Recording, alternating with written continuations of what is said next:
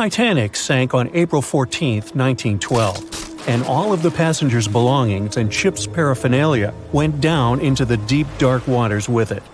These objects patiently waited to be discovered until 1985. Titanic sank fast, and there seemed to be almost nothing left from the ship.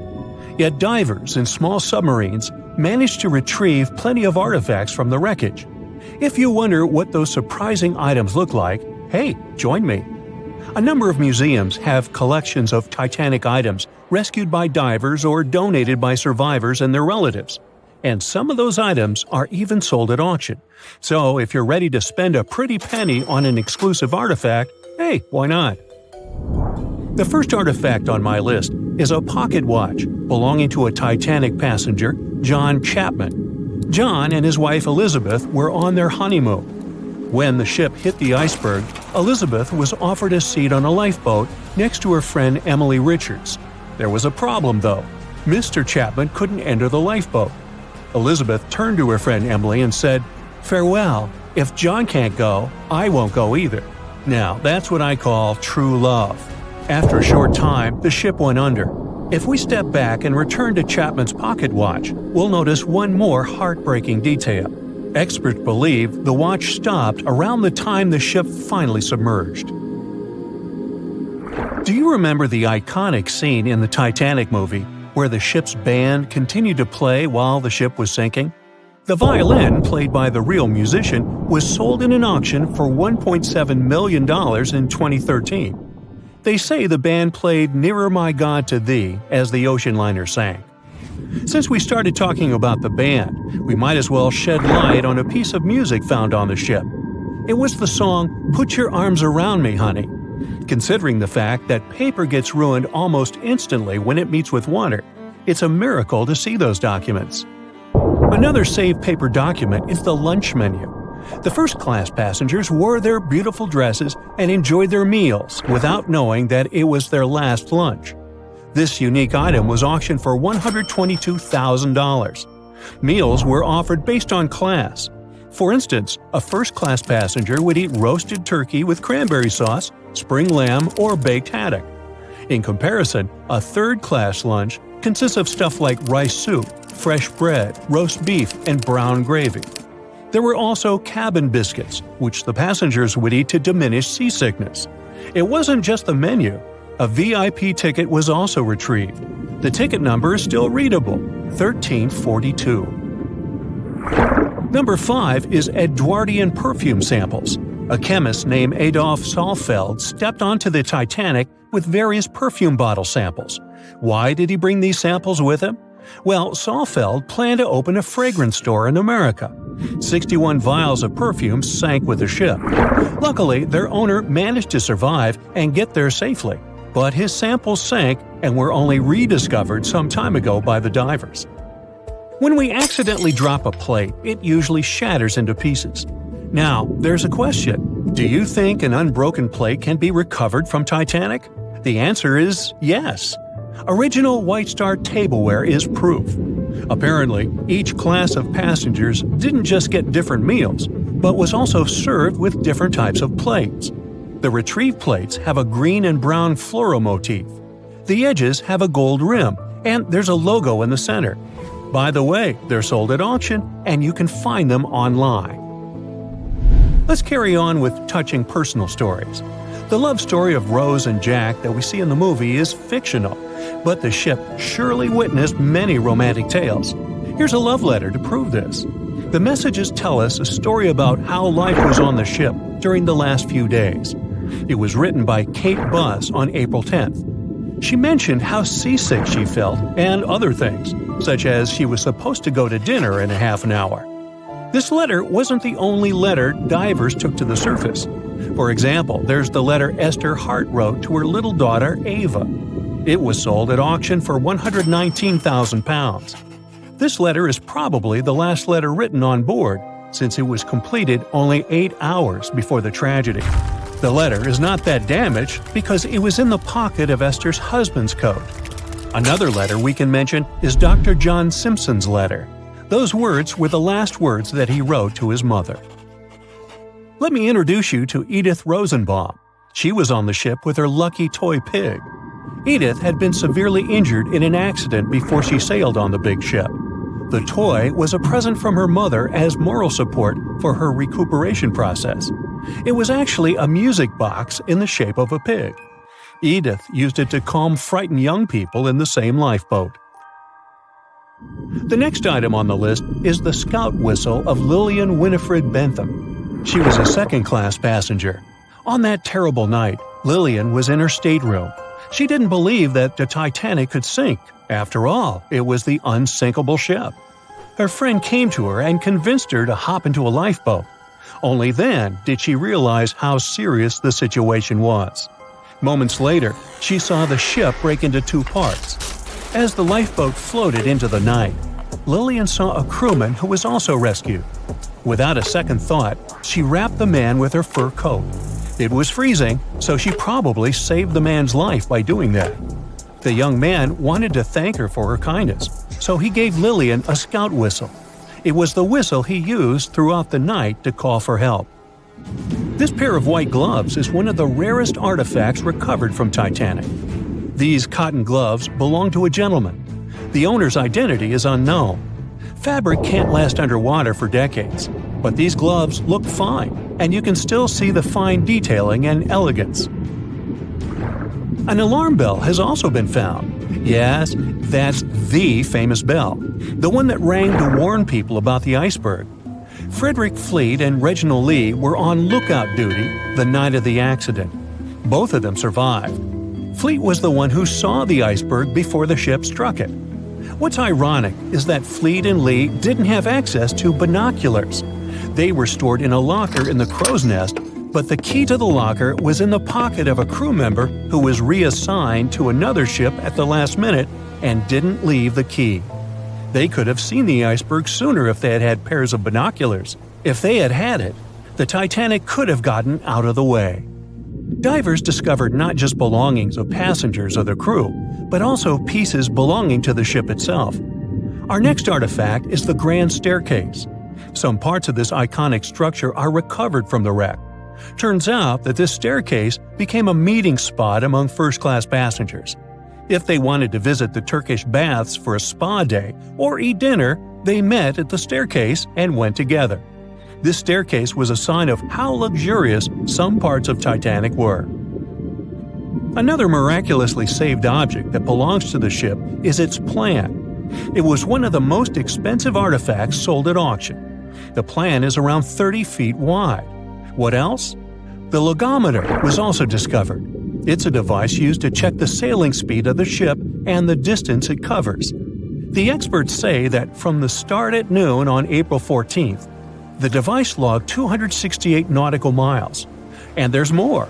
A giant chunk of hull, known as the Big Piece, was also found. This fellow weighs 15 tons. The larger portholes were for the cabins, and the smaller ones were for the restrooms. This piece was found in 1994, but it was in 1998 when it was successfully taken out. After all these years spent underwater, it was swarming with sea life. Still surprisingly, the portholes still had glass. Now, let's assume you were a diver and you could only take out one of these objects. Which one would you pick?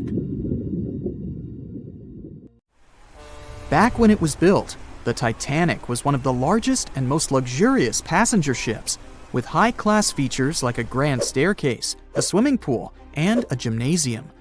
People thought it to be unsinkable because of its advanced safety devices. Its tragic sinking on its maiden voyage in 1912 proved it wasn't at all the case. It wasn't until 1985 that the Titanic's wreck was finally rediscovered using state-of-the-art sonar technology. Ever since, thousands of items have been recovered from the Titanic, many of them being put on display or sold for auction. Things like jewelry, a life jacket, a menu from the ship's restaurant, or even a sample square of carpet from the first-class stateroom have all baffled the public and told stories of the many on-board people. Scientists have even tried to come up with strategies to get the Titanic back up, not because they want to put it up for display, but so it can be properly studied, and more importantly, to stop it from getting more and more damaged at the bottom of the ocean. Some have suggested filling the wreck with ping pong balls to make it float, while others even considered injecting it with 198,000 tons of Vaseline. Another creative solution was proposed, the idea of using a giant claw or scoop to lift the Titanic. Nobody came up with this device. Using 500,000 tons of liquid nitrogen to trap it in an iceberg that would float to the surface was also considered, but all these potential strategies had to be eventually let go, since the Titanic is way too fragile to ever be recovered. As the Titanic's iconic bow railings are in danger of collapsing, metal-eating bacteria continue to chew away at the ocean liner's wreckage. An undersea exploration company plans to gather data about the ship's deterioration in annual expeditions. They hope this will help them learn more about the Titanic, and also more about the ecosystem that shipwrecks create. The over 100-year-old ocean liner is also being damaged by deep-sea currents daily. Some experts predict that the ship could disappear in a few decades due to holes in its hull. The deck that passengers crowded on as the ship sank has caved in. The gymnasium near the grand staircase has also fallen in, and a 2019 expedition found that the captain's bathtub, which became visible after the outer wall of the captain's cabin fell away, is no longer there. Those annual expeditions also gather data about the creatures living at the site, including crabs and corals. Surprisingly, many species have only been seen there at the Titanic wreck, so scientists are curious to find out more about them. The most famous out of all these creatures is the Halomonas titanicae. It's a bacteria, and it was discovered on the wreckage of the Titanic. What's interesting about this creature is that it's able to thrive in extremely salty environments. It's also been resistant to several antibiotics, unlike other types of bacteria. It's probably because of this super bacteria that the deterioration of the ship's iron hull happened so fast. The expedition will also look at the debris field and its artifacts. On the site, there are still traces of little personal items like clothes and luggage. One of the most interesting stories about Titanic artifacts is that of the passengers' shoes. Most of the Titanic items that have been lost at sea deteriorated or disappeared completely. But not the shoes. They seem to be able to resist the harsh conditions. On top of that, the leather in most shoes is perfectly preserved, probably because of tannin, a substance used in the tanning process of leather. It helped the shoes resist the damaging bacteria found underwater. All this exploring might have gotten you all excited. If that's the case, I have some good news to share. You might even be able to join the expeditions. To personally explore the Titanic, you have to plan ahead and apply to be a mission specialist with OceanGate, the company responsible for the journey. However, this experience does come with a high price tag of $250,000. Despite the cost, this once-in-a-lifetime experience is in high demand because of the limited spots available. If you can afford the exploration, you will have the chance to collaborate with renowned specialists in marine biology, oceanography, the Titanic, DNA, and the deep ocean. Accommodations and meals on the dive support vessel are also included, as well as training and guidance from specialists before and during the mission. Lastly, you don't even need to bring your own gear, as the expedition equipment is included as well. Sure, ships have evolved and modernized over the years, and these days we have technology that is way better than that available on the Titanic. But this ship remains an amazing piece of history because of its many unusual features, like the fact that the Titanic's whistle was loud enough to be heard over 11 miles away, or the fact that the ship's hull was painted with a special mixture of red lead and linseed oil, which was believed to be effective in preventing the growth of seaweed and other marine organisms. However, despite popular belief, the ship's iconic fourth smokestack was not functional and was only used for ventilation and aesthetics. Probably one of its biggest flaws was its number of lifeboats. Despite its size and luxury, the Titanic only had 20 lifeboats on board, which were not enough to save all of its passengers and crew once it hit the iceberg. The Titanic may be the most famous shipwreck, but it's not the only one. The fleet of Kublai Khan tells a similar story. This one was a large naval force commissioned by the Mongol ruler Kublai Khan in the 13th century. The fleet was intended to travel to Japan and establish the Mongols as powerful rulers in the region. However, in 1281, the fleet was supposedly caught in bad weather and was seriously damaged, with many ships being destroyed. Legend has it that the fleet was torn down by a massive typhoon that came to be known as the kamikaze, or divine wind. This strong storm was believed to have been sent by the higher spirits to protect Japan from the Mongols. The truth about its disappearance remains a mystery to this day. However, the wreckage of the fleet, or parts of it, appears to have been discovered in the 1980s by Asian archaeologists. They dug across the site and studied the remains of the ships at a location near Imari Bay. The shipwreck is, to this day, considered to be an important archaeological discovery. That's because it informed us how well prepared the Mongols were back in the day in terms of their ships.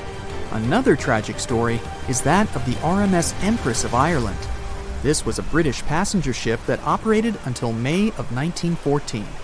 This is when the ship was sailing from Quebec City to Liverpool, but it ran into the Norwegian collier SS Storstad in the fog off the coast of Rimouski, Quebec.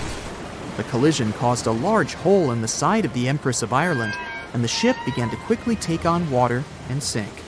The crew and passengers were caught off guard, and many were unable to evacuate in time. In total, 1,012 people were lost in the disaster, making it one of the worst maritime collisions in Canadian history. Rescue efforts were hampered by poor visibility and the fact that many of the lifeboats were damaged or unusable. Only 465 people survived the sinking, and many of them were rescued by the Storstad, which had remained in the area despite its damage. The sinking of the Empress of Ireland was a national tragedy in Canada, and it led to changes in maritime safety regulations and the establishment of a Coast Guard. The ship still lies at the bottom of the St. Lawrence River, where it has become a popular dive site for enthusiasts.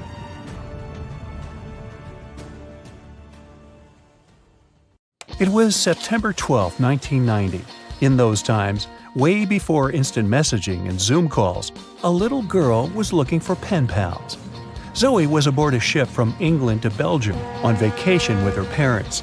She was only 10 years old at the time, but was a very clever schoolgirl. She took a piece of paper and started putting some words together. She introduced herself, then wrote about how she liked ballet and playing the flute and the piano. Of course, she couldn't help but mention her two adored pets, a little hamster she called Sparkle and her fish Speckle. She also put down the address at which she could be reached in case someone was interested in writing back to her. But alas, she was at sea. Who could she send this message to? An interesting idea came to her mind. She carefully placed her letter in a plastic bottle, tightly closed the lid to protect it from the water, and threw it into the sea. The little girl's excitement faded away over the years as she didn't receive a response. Maybe the bottle got stuck somewhere. Maybe it was swallowed by some big, scary sea creature. Or maybe the water actually poked through the plastic cap and destroyed her message. Many years later, on Christmas, a letter for Zoe was received at her parents' house under her maiden name. The postage signaled that the message was from Europe. It was from a Dutch couple, Piet and Jacqueline Leteau, who had found her delicate bottle and were very considerate to write back. They pointed out that they had found the letter among the debris thrown at the shore by the sea. Zoe's letter had been stranded for a staggering 23 years at sea and traveled for more than 350 miles to reach its final destination near Rotterdam in the Netherlands. That's quite a voyage for a small plastic bottle. A story similar to that of Zoe is the strange connection between two little boys. A little German boy named Frank Uzbek was on a boat traveling to Denmark when he got the same idea as Zoe. He was 5 years old at the time he put together a message and threw it into the unknown. The year was 1987. He got his response years later when he was 29. His letter, just like the one Zoe would send a couple of years later, had been at sea for 24 years. His message was found by a boy named Daniel Korotkin while he was on a walk with his parents on the Koronian Spit near the Baltic Sea. Daniel was lucky that his father knew enough German to translate the message. The unlikely friends eventually met via video call in 2011. Not all message-in-a-bottle stories have been explained away. In 2013, a Croatian surfer came across a damaged bottle while near the Adriatic Sea. The message it contained dated back to 1985, and it was from a man named Jonathan. The sender was eager for his letter to reach a woman named Mary, and he also expressed his keenness for her to respond. Since the letter was supposedly sent from Nova Scotia, the bottle had to have traveled a mind-boggling 3,700 miles. The message went from the Atlantic Ocean, entered the Mediterranean Sea, and reached the Adriatic shores in Croatia. The identities of neither John nor Mary were ever discovered. There are also messages in a bottle with wonderful love stories to share. This was the case for Ake and Paulina Viking. When Ake, a lonely Swedish sailor, placed a letter in a bottle and threw it in the Mediterranean Sea, he had no idea the piece of paper would eventually reach his future wife. This was in the early 1950s. The bottle was found by an Italian man who was inspired enough to give it to his niece, Paulina.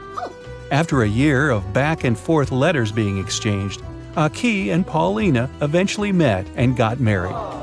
Having decided to share their story with the world, they became somewhat of a celebrity couple for the time. They even shared video footage of their wedding with the world, and their story was featured in a bunch of newspapers. This fortunate event started a movement between young people looking for love, increasing the number of messages being thrown out at sea in search of a fairy tale ending.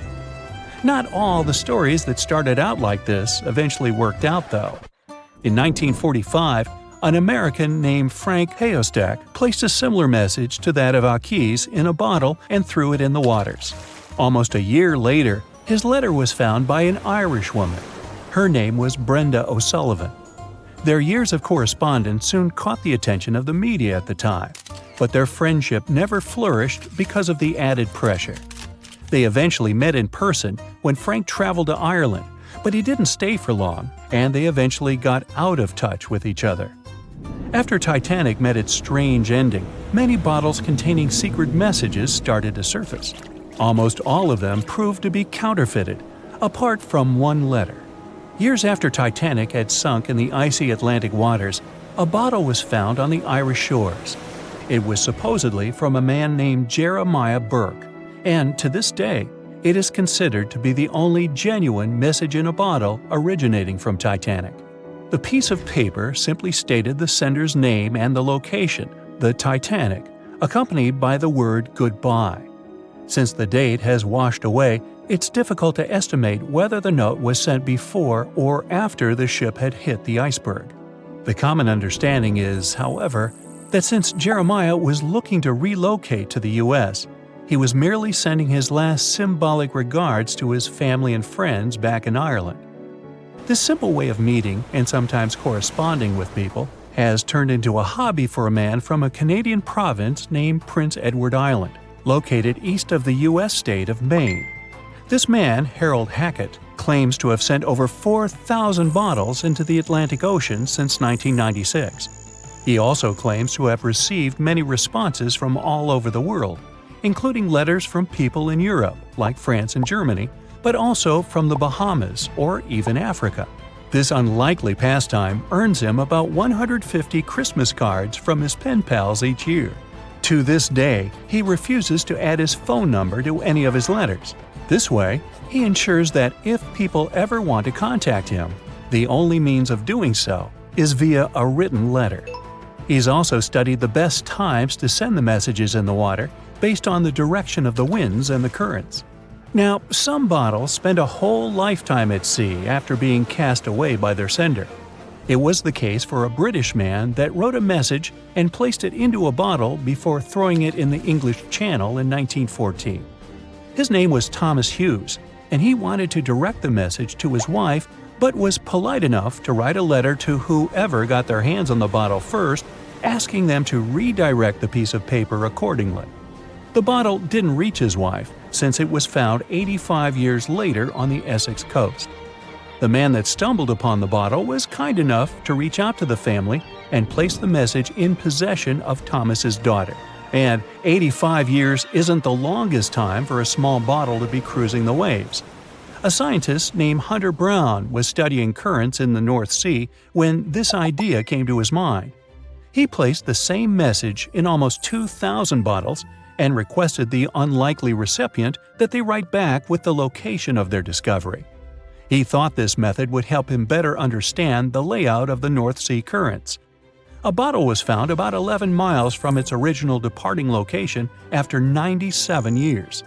To this day, more than 300 of the original bottles relating to Hunter Brown's project eventually made it to the shore. Not all of the messages that were found in bottles got replied to via physical letters. Oliver van de Walle threw a bottle containing a letter on the English coast while he was on vacation with his family. He was 14 at the time. 33 years later, a woman reached out on Facebook claiming she had gotten his message and tracked him down through his social media profile. At first, he hardly remembered having placed the letter in the bottle, but he eventually recounted the events, even the fact that he sealed the bottle with candle wax to make sure it was leak-proof. And then there's Christina Aguilera and her bottle. No wait, hers is about a genie in a bottle. Okay, never mind. At 11:40 p.m., the Titanic made contact with an iceberg in the North Atlantic Ocean. Many artifacts were found and restored, like parts of the ship, jewelry, and dining plates, to name a few. It took approximately 3 hours for the ship to be completely submerged in the remote icy water. The night was cold and very much alive. The orchestra was playing music as they enchanted the guests on board. Everyone was excited to arrive in America. It was still considered an amazing feat for a ship to cross the Atlantic back in 1912. But as the day went ahead, there was an atmosphere of impending doom for the captain and his crew. No one else felt it though. It seemed to them nothing could possibly go wrong, and this would just be another regular night. To them, the Titanic was unsinkable. The last thing on your mind when thinking about the Titanic is the mail crew. Yes, there were mailmen on board delivering mail to America. It may seem like a pretty mundane occupation, but there was a very tough test to pass in order to be accepted on board. And only a few top candidates would qualify, and those few would get shortlisted and accepted. John Starr March, an American, was one of these mailmen earning between $1,000 to $1,500 a year working on the Titanic. Back in 1912, this was considered to be a lot of money. They were not officially part of the ship's crew, since the mail crew was placed near the third-class quarters. But given their influence and resistance, they were eventually moved and given a private dining area.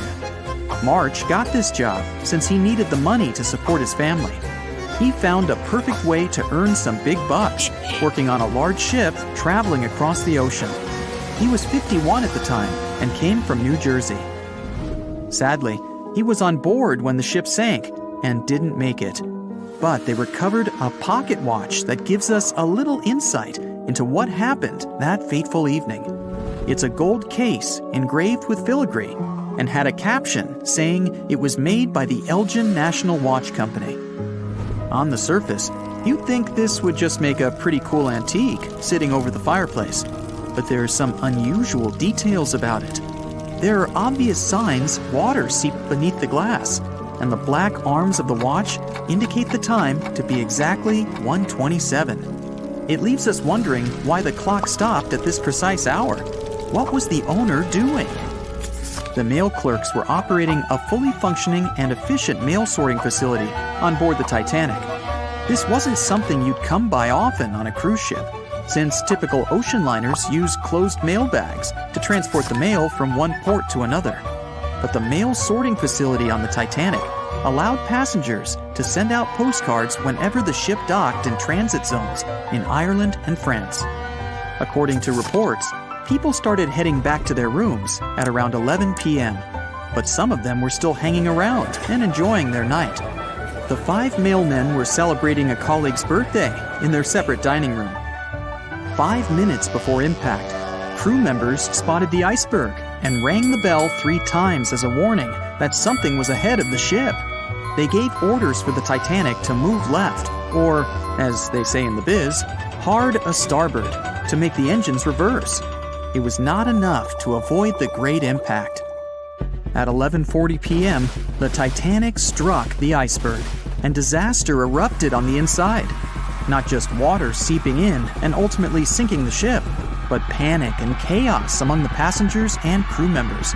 Captain Smith reached the deck and was informed that the Titanic had hit an iceberg. And at the same time, the mailroom began filling with water. We know that the 880-foot ship was completely submerged at around 2:20 a.m., with 706 survivors. The time between the impact and the sinking was really eventful. At midnight, they started getting the lifeboats ready for the passengers to evacuate. Orders were given for women and children to board the safety boats with some crewmen to guide and operate them. The problem was that the 20 safety boats available could only host 1,178 people out of the total of more than 2,200 passengers on board. March and his colleagues began sorting out the mail. There was chaos in directing and ordering around. With each second passing, icy cold water was filling the ship. 15 minutes after midnight, Captain Smith ordered his crew members to send out a distress signal. Even though SOS was established earlier than the Titanic, many others used CQD. The CQ stands for General Call, and the D is Distress. The Frankfurt was too far away to help, even though it was one of the first to respond. Even the Titanic's sister ship, the Olympic, responded, but it also was too far away. At 12:20 a.m., the Carpathia received the urgent message and redirected from its original course to help them out, even though they were 58 nautical miles away. Although this was some relieving news, the water kept seeping in at an alarming rate. It wasn't easy to keep everyone calm, knowing that the ship could be underwater in a matter of hours. At this point, many passengers were already on board the safety boats, waiting to descend into the water. The musicians on board began playing music for the ones still waiting. At first, they were playing in the first-class lounge, and then they moved to the deck. There's a debate on how long they were playing for and what song it was. None of the musicians made it out. The 5 mailmen on board were also doing their duties while the ship was sinking. According to a ship officer, the mailroom was already covered in water above the ankles, and the mailmen were busy trying to save as much mail as they could. March was one of them. There were bags of mail floating around. They started with the registered mail. Witnesses of the Titanic sinking reported the mailmen were putting bags of mail on the deck to keep them from getting wet until help arrived. They also mentioned bags of mail were floating about in the freezing water. It wasn't until 12:45 a.m. when lifeboat number 7 on the left side of the ship was lowered onto the water. Even though it had room for roughly 65 people, only 27 people were inside. Many of the safety boats carried fewer passengers than their maximum capacity allowed. The crew were worried that the boats would capsize if so many people were on them. Some reports suggest that some people even refused to board the safety ships, sticking with the claim that the Titanic was unsinkable.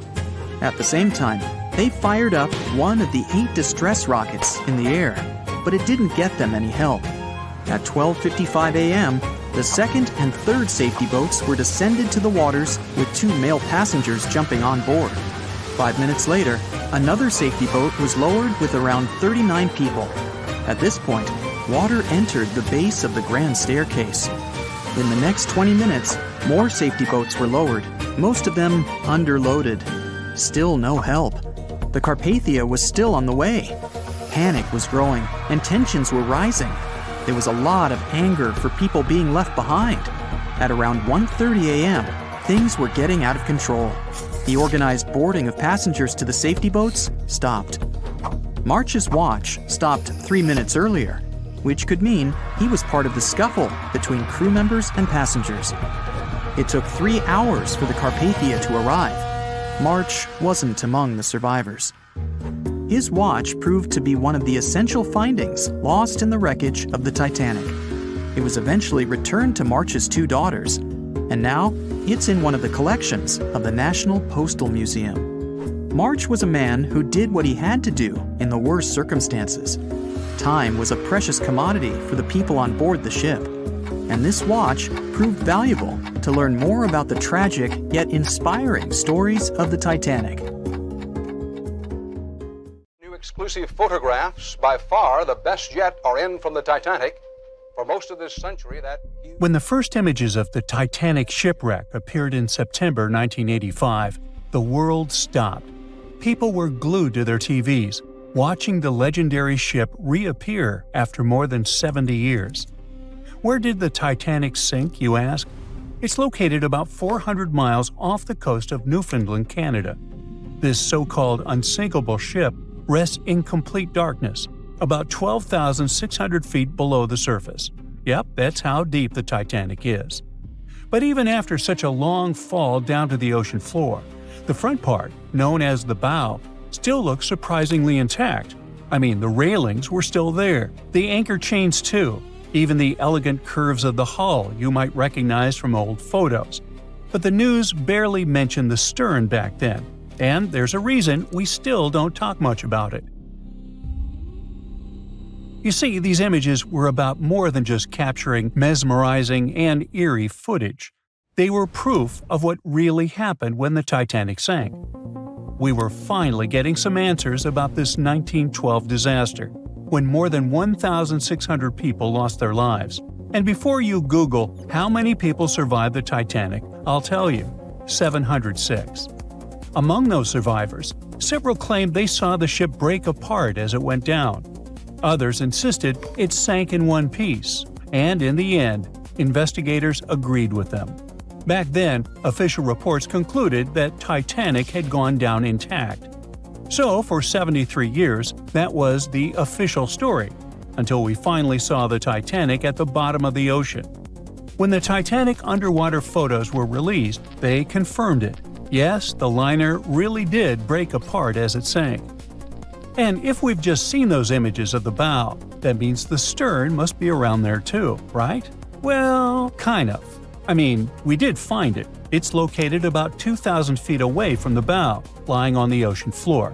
So yes, it exists. But why doesn't anyone ever talk about what happened to the stern of the Titanic? Well, there's a big reason for that. See, the bow, even after all the damage from hitting the seafloor, still looks recognizable. Many of its interiors are surprisingly well preserved, and it's lying as if the ship was continuing its voyage. But the stern is destroyed. Today it's more like a twisted tangle of steel that barely looks like a ship at all. Only the parts that are more resilient, like the propellers, reciprocating engines, and rudder, have managed to hold their shape. But the rest of the stern section is melting into the seafloor. Yet, to understand why it's in such a terrible state, we need to go back to that freezing night of April 15, 1912, the night of the Titanic wreck. Just hours before the tragedy, Titanic was still sailing smoothly across the cold North Atlantic. The stern was alive with people, families talking, music playing, life going on as usual. This is where the room for passengers with the cheapest tickets were located. That's why third-class travelers were also known as steerage passengers. But the stern wasn't only for passengers. It also contained many of the ship's storage areas, including cargo holds, baggage rooms, kitchens, crew quarters, and even the engineering spaces. And hold on to that info, it's going to be important in a second. So let's jump straight to when the liner struck the iceberg. As the bow began to sink, the stern slowly lifted out of the water, putting enormous strain on the middle of the ship. By around 2 in the morning, the lights on Titanic flickered and then went out. Moments later, the ship broke in two, and the bow disappeared beneath the waves. The stern briefly settled back on the water before rising again, this time almost vertical. It stayed upright for a few seconds and then began its final plunge. At about 2:20 in the morning, the stern vanished beneath the Atlantic. Titanic was gone. What was happening beneath the water were two completely different scenarios.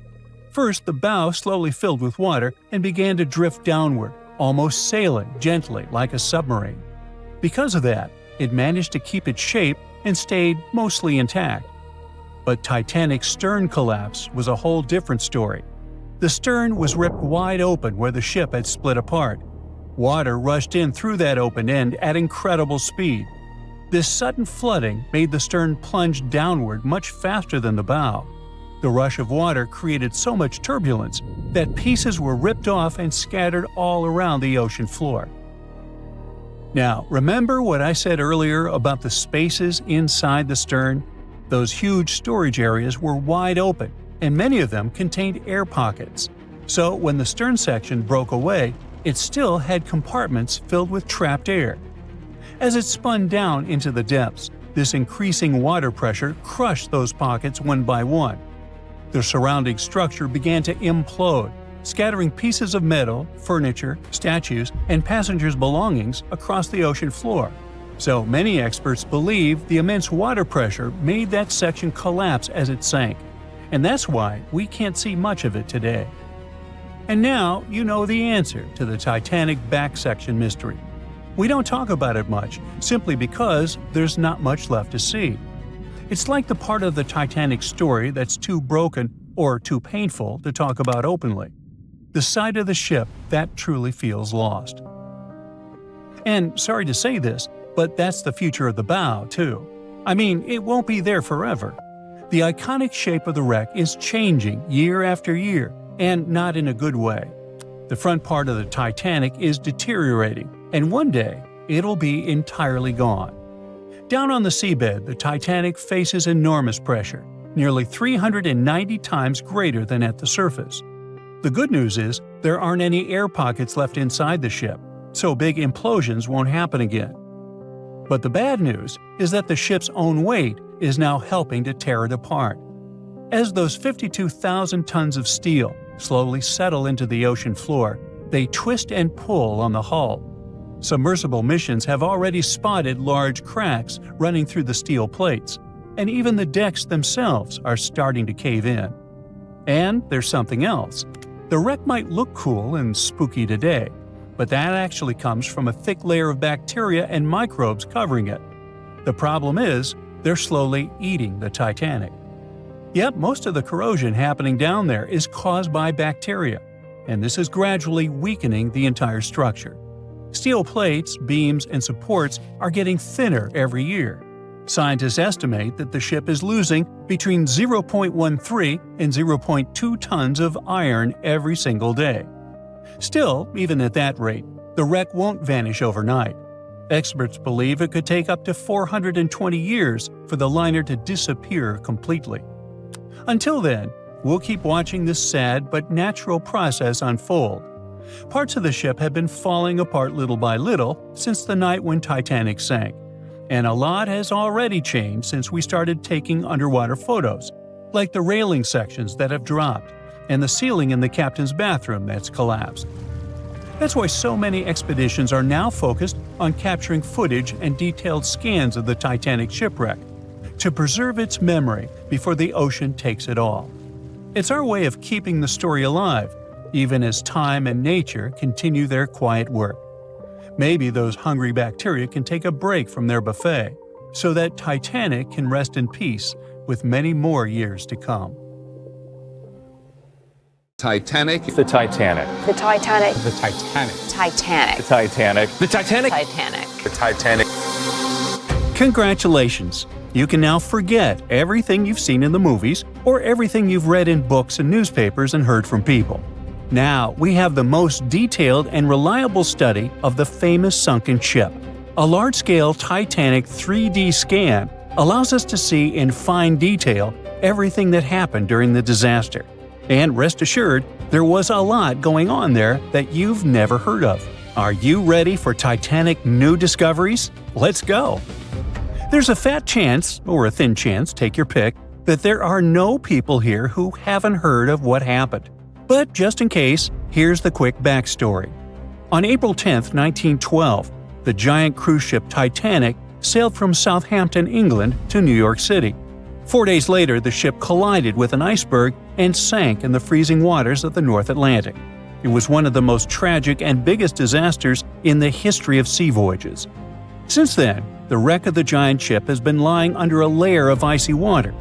For decades, people wanted to get this ship from the bottom many times, but they never fully tried. Passenger stories, documentaries, and books have given us a complete picture of what happened. But the only witness that can tell us about those tragic events is the ship itself. And some people decided to ask it about that night. A group of experts, oceanographers and cinematographers, recreated a virtual version of the events and showed it in the documentary Titanic: The Digital Resurrection. This is the most detailed digital reconstruction of how the Titanic sank ever made. To create it, specialists from the Magellan Company sent marine robots to the bottom where the ship lies at a depth of 12,500 feet. In such a place, all objects experience immense water pressure. To better understand how great it is, imagine the weight of a heavy barbell on your fingertip. Experienced divers with standard scuba gear can only swim at depths up to 130 feet and a little deeper. So it's a challenging, almost impossible mission to descend to such a depth and conduct research. It's dangerous for people. That's why the team of specialists sent robots there. Equipped with cameras for deep-sea surveys, they took more than 700,000 photos and videos in 4K resolution. They were collecting data for 3 weeks, exploring every part of the ship. Eventually, they had about 16 terabytes of data. Now, 1 terabyte is 1,000 gigabytes. Is that a lot? The largest game on PC, Microsoft Flight Simulator, weighs about a half a terabyte, and it has maps of the entire planet to create a realistic flight simulator. Still, this huge program weighs 32 times less than that Titanic scan. Imagine how detailed the model of the ship and the simulation of the disaster turned out to be. Moreover, the team combined all this information with the drawings of the ship. They calculated the speed of Titanic that night, its direction, its position, and the angle of impact with the iceberg. All of this was uploaded to supercomputers to create precise crash simulations. After that, specialists studied eyewitness reports, got consultations from historians and maritime experts, and then presented a detailed staging of the tragic night. Some things turned out to be different from what you know about them. For example, the iceberg didn't make a huge hole in the side of the ship. A Titanic wreckage scan shows that a piece of ice had struck a glancing blow and created several holes in the hull. Each of them was the size of an A4 sheet of paper. How could such minor damage destroy a giant ship? The problem was that those A4-sized punctures covered the entire length of the case. The Titanic's creators claimed that it was the most unsinkable ship in the world. However, its unsinkability lay in the fact that it could stay afloat even if 4 of its watertight compartments got flooded. But the collision with the iceberg led to the flooding of 6 of them. The iceberg had a mere 6.3 seconds of contact with the ship and still managed to sink it. The Titanic wreckage scan also showed a portal with a broken window. The iceberg probably crashed in there. This finding confirms the words of eyewitnesses that pieces of ice got into the cabins. Just imagine how frightening that was. You're sleeping peacefully in your bed, then you hear a loud crash, and a piece of iceberg falls into your cabin. And after that, absolute chaos begins. The researchers found out exactly how the ship had split in half. In the famous movie, we all saw how the back of the ship had risen above the water and then broken off. The ship indeed broke, but not as gently as we saw on the screen. Yeah, the scale of the disaster was terrible, but the reality was even worse. The ship wasn't just broken, it was torn in two. Wooden and metal parts of the ship, pipes, chunks of the hull, walls, everything was torn and bent. The first-class cabins were torn in two. Imagine the screeching of metal that sounded on that cold night. Researchers compared other Titanic facts versus the movie. One of them was a story about First Officer William Murdoch. In the movie, his character attacked passengers who were trying to board the boat. But in reality, everything happened differently. Titanic survivor Charles Lighthole said William Murdoch had drowned when he was trying to lower a lifeboat into the water. He didn't attack anybody, but still faced a tragic fate. There are no exact details, but high-resolution scans have confirmed this version. But one of the most impressive and heroic tales that happened on the Titanic occurred in the boiler room. With the help of robots, experts discovered that one of the boat's steam valves had been left open. This finding only confirms eyewitness stories that the engineers stayed in the boiler room for more than 2 hours after the collision with the icebergs. This group of brave people maintained a power supply until the very end. Why did they do it? Proper lighting on the Titanic helped people safely lower the boats onto the water. Electric power also made the Titanic visible to distant ships.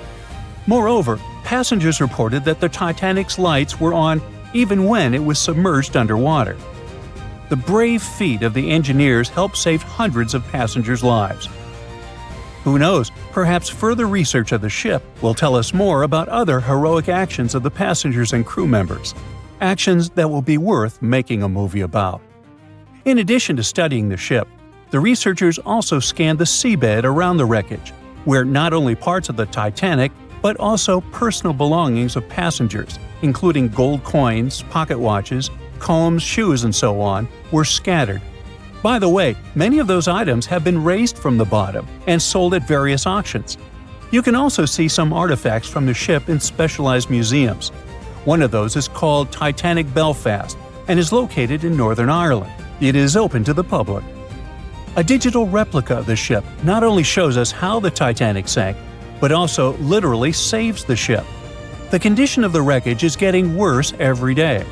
Gigantic pressure, cold temperature, water, and marine life – all of this is slowly destroying the vessel. Oh yeah, some companies that organize dive trips to the ship for tourists also pose a danger to the ship. It turns out that there are a lot of people who wanted to go down inside a submersible to the legendary wreck. As a result of some of these excursions, parts of the ship were damaged. Experts predict that within the next 40 years, the unlucky liner may disappear completely.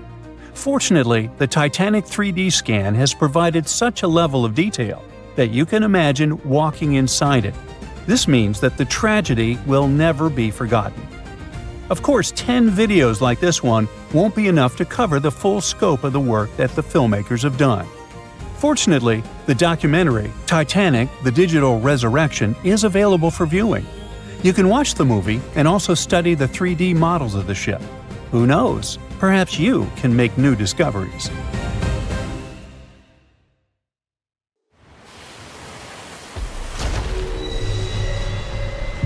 Over 1,500 people lost their lives in this part of the ocean, so maybe it's a prudent idea to stay away from it. The spot where RMS Titanic sank remains dangerous. I mean, yeah, there are still huge icebergs out there, but there are even bigger threats lurking beneath the surface. Titanic is sitting about 12,500 feet underwater, nearly 400 miles southeast of Newfoundland. It's been down there for over 100 years, so over time, the wreck's just been falling apart little by little. The infamous ship is rusting just like any iron or steel structure would be underwater. Chemically, when you mix iron, oxygen, and water, that combo sets off a reaction that creates iron oxide, and that's what leads to corrosion.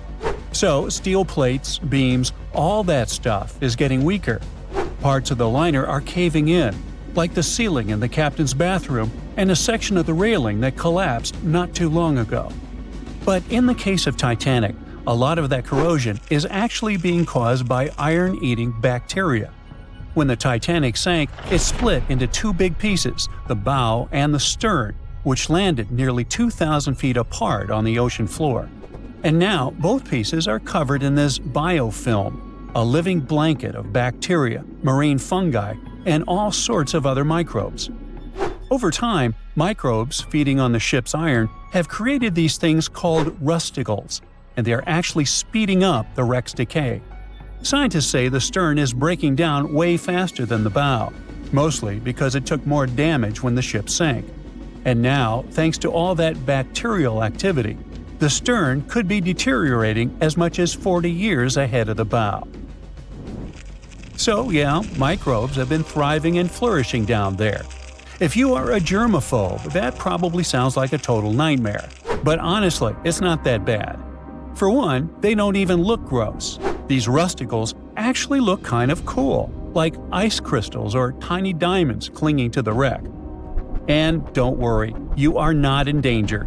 As long as you keep a safe distance from the wreck, no direct contact, and definitely don't go poking around inside, there really is no risk.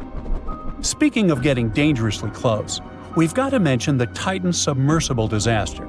You know, the one that catastrophically imploded back in 2023 during a trip to the Titanic wreck. Sadly, all 5 people on board lost their lives.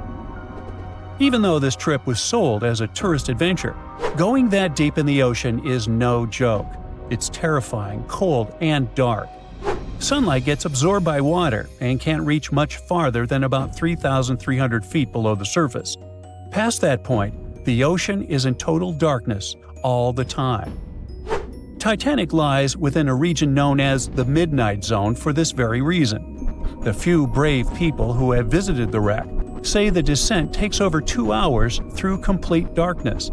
Then, out of nowhere, the ocean floor just pops into view, lit up by the submersible's lights. The second big challenge is actually finding the wreck.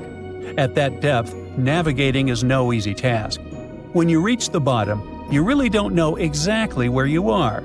You're just kind of fumbling around in the dark, knowing that Titanic is somewhere down there, but you can't see it. However, detailed maps of the Titanic site, made from decades of high-res scans, really do help. As the wreck starts to come into view, they can use those maps to stay on track.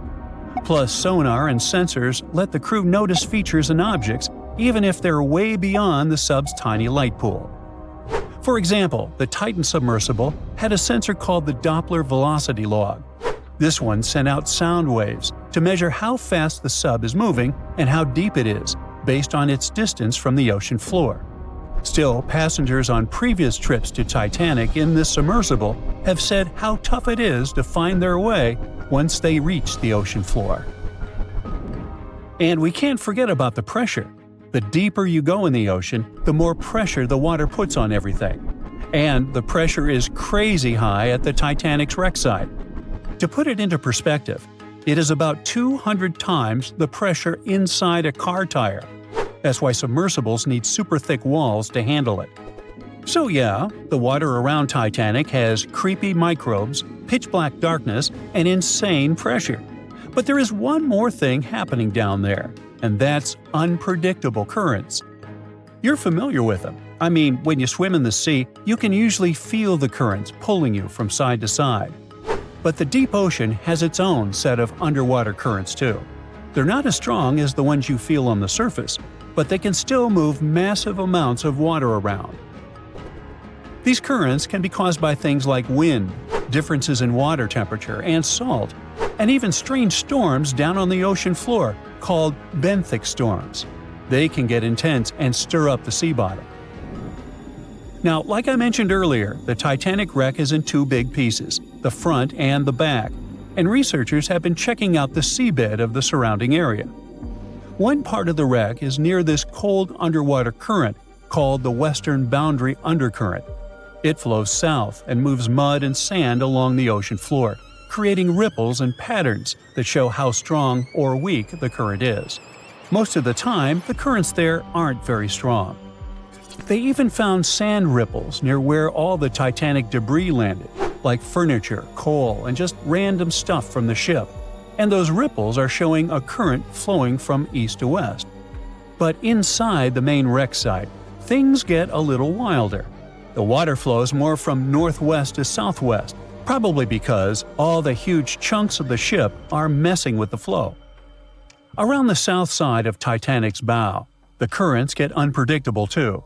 They keep switching directions, from northeast to northwest to even southwest. It's like the ocean's just doing its own thing down there. Experts think that over time, all this shifting water is going to slowly bury Titanic under layers of mud and sand. Little by little, the wreck could just fade away and disappear beneath the ocean floor. Alright, now it's time to get to the obvious issue here: icebergs. Yep, they're still a problem for ships today. In 2023, around 380 icebergs flowed into the busy shipping routes between North America and Europe. That's a problem. You see, the bigger the iceberg, the easier it is to spot and avoid. Smaller ice is a lot harder to detect, though it's no less dangerous. And that's because the most dangerous part is underwater, where no one can see it. Think about the iceberg that sank Titanic. Passengers saw about 100 feet of it above the water, but it's believed that's only 16% of its total size. Experts say the rest, hidden beneath the waves and much larger than what's visible, could stretch down several hundred feet. Now, the good news is that, unlike Titanic's day, we have much more technology now to spot icebergs in time. Modern ships have radar and satellite imagery that can pick up icy threats hiding in the dark.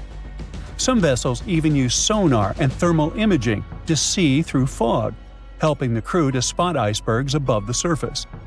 GPS and AIS pick safer routes, and monitoring centers around the globe send out real-time alerts, like having a personal iceberg spotting assistant. So, yes, it is a massive upgrade from just relying on binoculars. You won't have to worry about icebergs on your next cruise vacation, even if it passes alongside Titanic's route. But just to be extra safe, try not to travel with anyone named Jack or Rose, and never play the violin while on board. Just saying. By April 1912, the Titanic was the most expensive and unsinkable ship in the world. These days, the sunken Titanic is associated with some of the most expensive expedition tours in the world. Despite the terrible tragedy, people have built profitable businesses using the famous ship, and these businesses can be very dangerous. The Titanic fell to the bottom of the icy waters of the North Atlantic in 1912. It was more than 70 years before people finally discovered the ship. It happened in the 80s, when researcher Robert Ballard carried out a secret mission to search for sunken submarines. In addition to his mission, Ballard also wanted to search for the wreckage of the Titanic, if he had the time. In short, he did find the Titanic. This discovery became the beginning of big profits, fighting for customers, lawsuits, and the destruction of the wreckage. Shortly after the discovery, Ballard came to the U.S. Congress and testified about the Titanic he'd found. He suggested making a sea memorial out of the wreck's site and leaving this place untouched. In 1986, Ballard installed a plaque on the Titanic, and the story ended there. But not for long. The Titanic tragedy was a popular theme, so many companies realized they could make a lot of money out of it.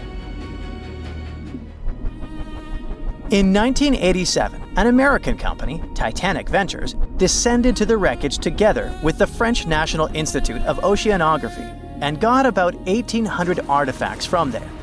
Then the company received the rights from the US government to rescue the Titanic by parts. Over the course of several years, they made several other expeditions and took more than 2,000 artifacts. The company created a museum where it exhibited the found jewelry, interior elements, personal belongings of passengers, and a lot more. Some artifacts were put up for auction. The company made good profits and inspired many others to do the same. For example, let's take a look at this pocket watch. It belonged to a guy named Edmund Stone, who was a first-class steward. The watch stopped at 2:15 a.m. when it fell into the icy ocean water. After almost 100 years, it was sold for 130,000 euros, which is about $135,000, and is far from the highest price. Another item is the Titanic's ship plan. This is one of the most authentic artifacts from the ship, and it had a practical use. Experts used this blueprint to investigate the wreckage. It helped them understand where the iceberg had struck the Titanic. This plan was sold at auction for $320,000. Do you remember that moment in the movie when the ship began to sink and the violinists started playing their last song? It was actually true. There were real musicians on board who were playing till the end. One of them was Wallace Hartley. Unfortunately, he didn't survive the disaster, but his violin did. Even though it's impossible to play it, it was sold for $1.5 million. In general, as you understand, the hunt for the Titanic's artifacts turned out to be quite profitable. Then, director James Cameron came down to the Titanic. In 1997, he released his famous movie with the same name, and the popularity of the Titanic soared. Collecting the artifacts was no longer so interesting. People wanted to go down to the famous ship on their own. The high demand provided a good supply. In 1998, British company Deep Ocean Expeditions organized tours to the Titanic for only $32,500. From that time until 2012, the company conducted 197 dives to the wreckage of the ship, and during this time, the ticket price doubled. The company Titanic Ventures, which was the first to get an artifact from the sunken ship, later received the name RMS Titanic Inc., and it sued Deep Ocean Expeditions because it believed that its exclusive rights to salvage the ship's artifacts prevented other companies from conducting underwater tours. RMS Titanic won the court case and banned Deep Ocean from conducting expeditions, but this decision was overturned in 1999. In short, litigation and fights between competitors began. People continued to go down to the seabed to see the legendary ship. There were other companies that organized their own tours. Tourists descended to the Titanic inside underwater bathyscaphs. In 2001, an American couple had a wedding inside an underwater vessel that floated next to the Titanic deck. The profit was growing, customers were coming, and everything was fine, not counting the Titanic itself. The more tourists came down to the ship, the more damaged it got. People wanted not only to see, but also to touch the wreckage. The bathyscaphs could accidentally hit the ship and break apart its parts. The churning of the water caused by boat propellers could also damage the old ship. During one expedition, a bathyscaph crashed into the Titanic, but those who did it kept silent about this incident. In addition, the seabed where the ship lies is littered with garbage. Bottles, chains, weights, nets that people left during rescue operations and tourism. More than 100 years after the tragedy, the Titanic has finally received UNESCO protection. This means that many countries have received the right to prohibit going down to the Titanic, taking artifacts from there and selling them. The saddest thing is that this hype around the Titanic led to another tragedy. In 2023, OceanGate Expeditions conducted a tour on a submarine with 5 people. This was the famous Titan bathyscaph you've probably heard about. So, the Titan began its dive to the Titanic, and after 1 hour and 45 minutes, communication with the bathyscaph was lost. Something broke in the boat, depressurization started, and in a split second, the huge water pressure crushed the Titan. Despite the danger of such a dive, there are many people who want to go on an expedition to the Titanic to see the ship with their own eyes. They're not even deterred by the price of such a tour, which has increased by several times. But for those who don't have several $100,000, oceanographers and divers have created a digital copy of the sunken Titanic. Using a computer, you can visit the ship, walk through its halls, cabins, and deck. The copy has preserved some parts of the ship which don't exist anymore. For example, the famous railings on the ship's bow where Leonardo DiCaprio hugged Kate Winslet have recently collapsed. And you can also visit museums dedicated to the Titanic. There, you'll see various photos, elements of the ship, personal belongings of passengers, and many other artifacts. Anyway, if you have a lot of money and you still want to go down to the Titanic, think twice. And in general, ordinary scuba diving is a rather dangerous thing. These are the problems it can cause. When you dive underwater without preparation and come up too fast, you're likely to encounter decompression sickness, which is also called the bends. Due to the rapid decrease in the pressure that surrounds you, nitrogen bubbles move through the body and might cause paralysis, severe discomfort, spinal cord damage, and many other troubles. Wait a minute, what are nitrogen bubbles doing in your body anyway? Your cylinders contain compressed gas that consists of nitrogen and oxygen. And when you inhale this substance and the pressure around you sharply decreases, nitrogen accumulates in bubbles. According to Henry's law, the solubility of gases in a liquid is directly proportional to the external pressure. The liquid is flowing in your veins and arteries, and the external pressure is tons of seawater around you. Any change in your body pressure can also cause loss of consciousness, and underwater depths are not the best place to faint. Check out on YouTube what happens to people who don't adhere to safety regulations and experience the bends. You'll see that this is a rather unpleasant feeling. What if you get a bad instructor, or you panic and start rising too fast? Or the depth might turn out greater than you expected. Of course, when you're inside a bathyscaphe, looking at the Titanic through the window, you feel much more comfortable.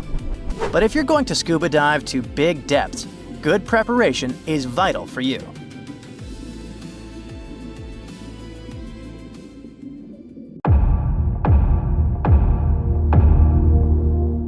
There were no binoculars on board the famous Titanic on the night when they were needed the most. The lookouts were blind, helpless, and doomed, and the ship went down, taking hundreds of lives, right?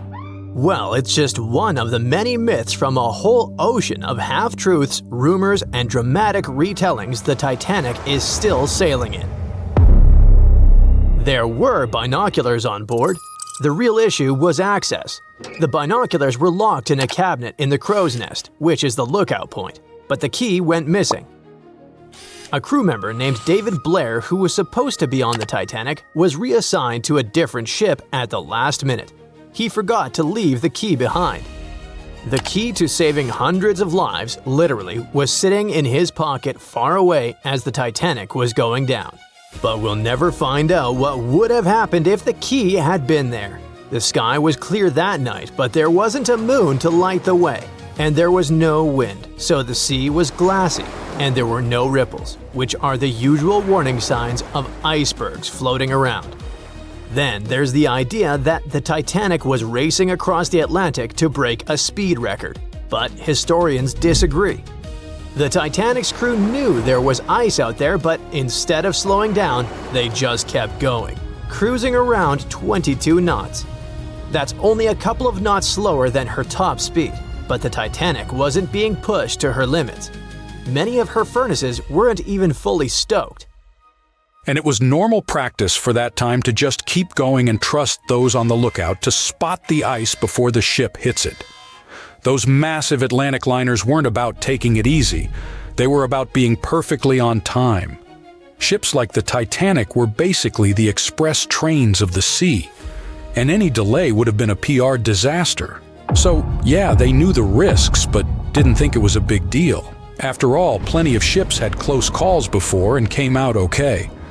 They didn't see ice as a huge threat those days, and weren't even afraid of head-on collisions.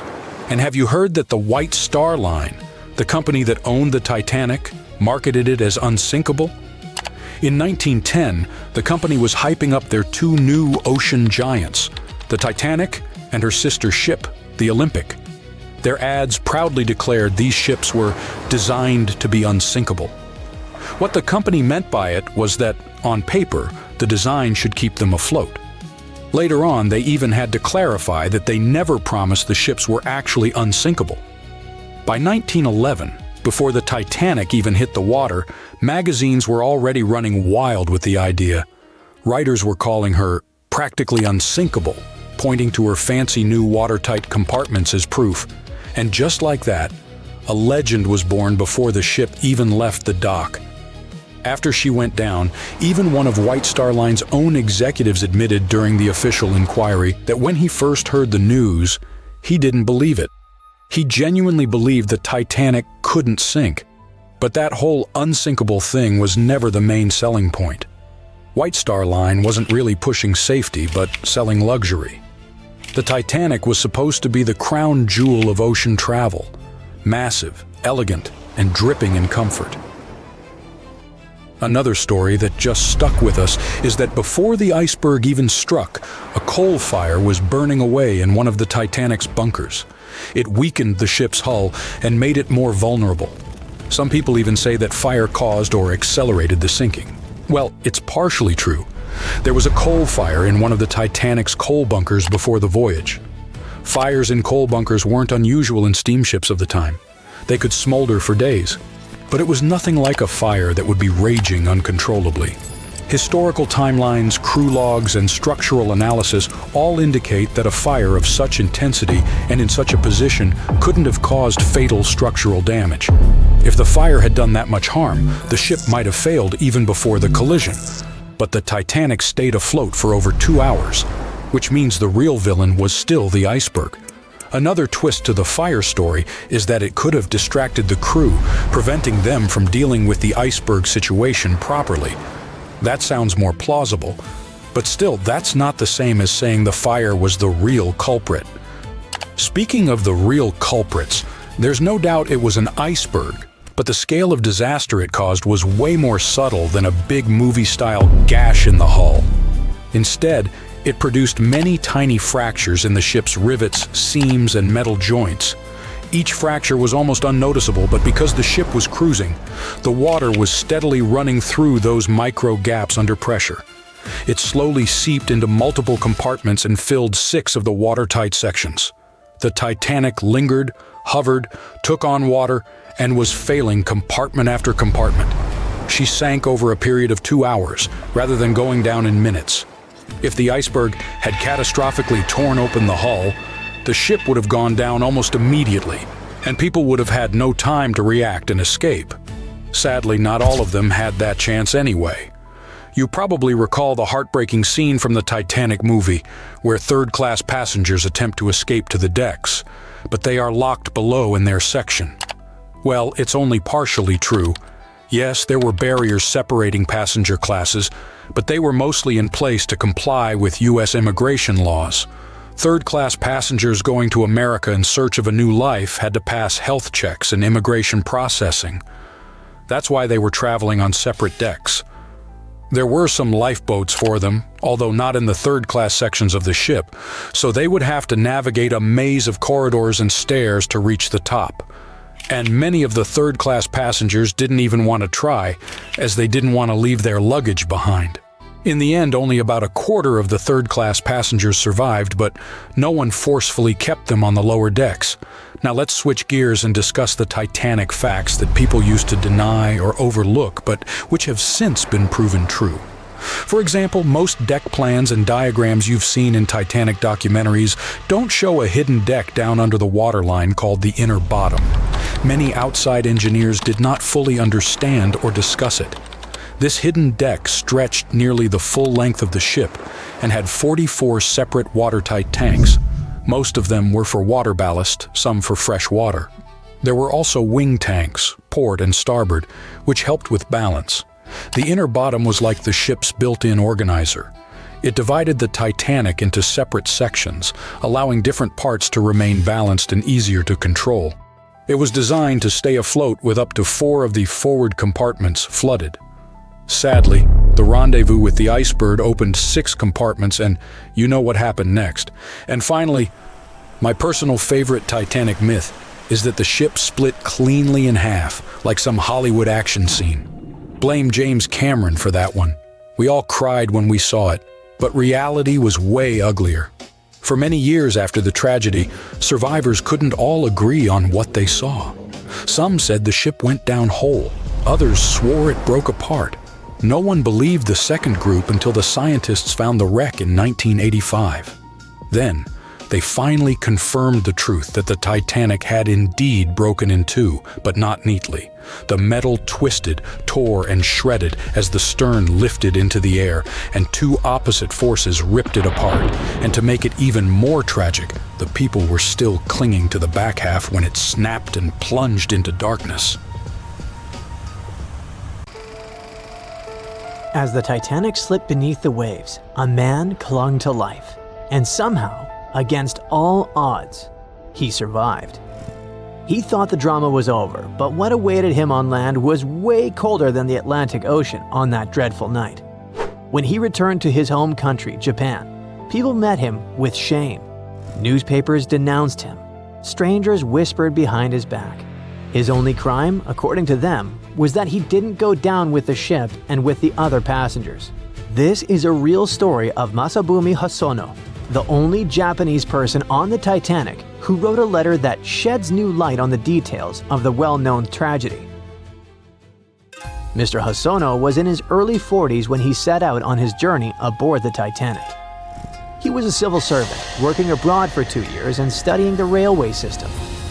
He really missed his beloved wife and children back home, so he couldn't wait for his assignment to be over. Finally, in 1912, his long return journey to Japan began. He got to travel in style with the prestigious RMS Titanic on her maiden voyage.